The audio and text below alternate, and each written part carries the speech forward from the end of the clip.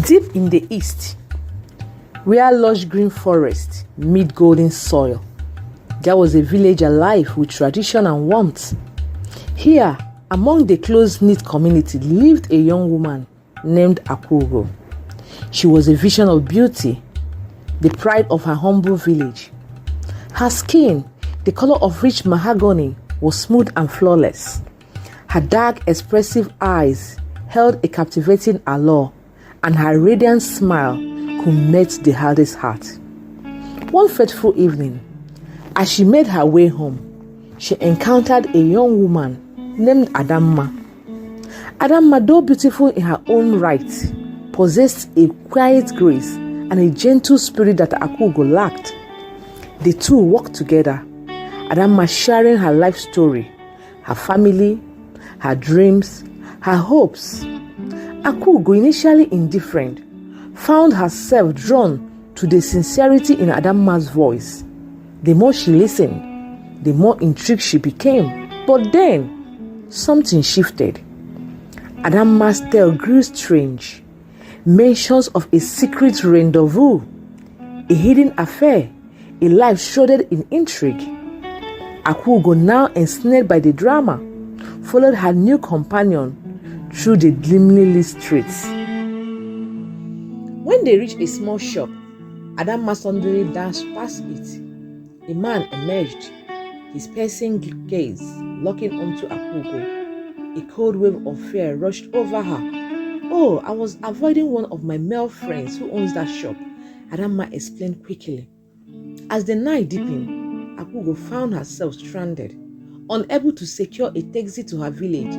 Decided to sleep over in her boyfriend's village. The city streets, once bustling, were now eerily empty as she struggled to find a taxi to her boyfriend's village. Adamma pulled a paper and a pen from her bag.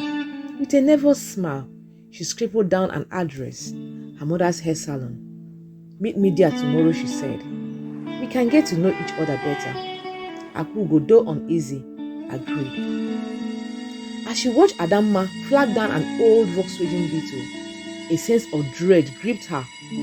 The driver, a stern-faced man, remained silent as Adamma instructed him to take Akwaugo to Umuoma village. With trepidation, Akwaugo climbed into the car. The door shut with a finality that sent chills down her spine. The car sped into the darkness. The driver did not speak, not once. Akwaugo's heart pounded. Who was this man? Why did he feel unnatural? She arrived at her boyfriend's house.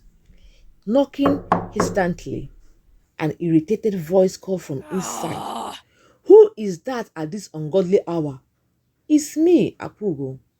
He opened the door, his expression one of anger and concern. "Where have you been?" "I just want to stay the night," she murmured, her voice barely above a whisper. Reluctantly, he allowed her inside. But sleep did not come easily for Akwaugo that night. The next day, driven by curiosity, she made her way to Omemma Street. Her heart pounded as she stepped into the salon. Women chatted as stylists worked their magic on their hair. She approached a stylist. "I'm here to see Adamma." A sudden silence fell over the room. Eyes flickered with uncertainty. Akwaugo repeated herself. "I said I'm here to see Adamma." The stylist exchanged uneasy glances. "You saw her last night?" one of them finally asked. "Yes, I was with her. What's going on?" With trembling hands, she produced the slip of paper Adamma had given her. The moment the stylist saw the handwriting, they burst into tears. "What is wrong? Why are you all crying?" Akwaugo's voice wavered.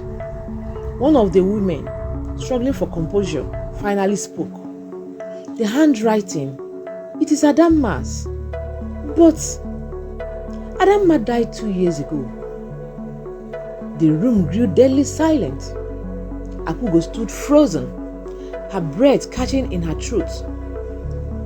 "She died in a car accident," the woman continued. "Her spirit has never moved on. She keeps appearing to different people, but no one has ever brought proof until now. Akwaugo's mind reeled. If Adamma was a ghost, then the driver, the man who had taken her to Umoma village, had not been human either. Akwaugo vowed to uncover the truth. Why had Adamma chosen her? What was the restless spirit trying to tell her? Determined, she began her search. She spoke to elders, piecing together fragments of Adamma's tragic past. Whispers of betrayal, of a love gone wrong, of an untimely demise filled the air. At night, she dreamt of Adamma, her eyes filled with sorrow, her lips moving silently in desperation. The final clue came from Adamma's mother, a locket found at the site of the accident. Akwaugo held the locket, cold and heavy in her hand. It was Adamma's, found clutched in her grip at the scene of the accident. A tragic end to a life filled with secrets, and a love that bloomed in shadows. This locket, it held a story. 4 years earlier, Amara was married to Emeka, a picture-perfect life. But then, Emeka met Adamma, a vibrant soul, full of life. He fell deeply in love with her. Amara, beautiful and wealthy, sensed the change. Jealousy, a venomous burning acid, consumed her. She knew her suspicions were true. Adamma had stolen her husband's heart. Amara wouldn't share. If she couldn't have Emeka exclusively, neither could Adamma. A plan formulated, cold and calculated. She tampered with the brakes of Emeka's car. That night, as Emeka and Adamma drove to their secret rendezvous, their happiness was shattered. The brakes failed. A dark road. It lost control. A devastating crash. Tragic loss. But Amara knew the truth. Created their death, a sacrifice to the god of jealousy. But guilt, a relentless tormentor, wouldn't let her rest. Visions haunted her. The sound of shattering glass, the faces of her victims. Her mind began to unravel, increasingly distraught. Amara entered her car and zoomed off.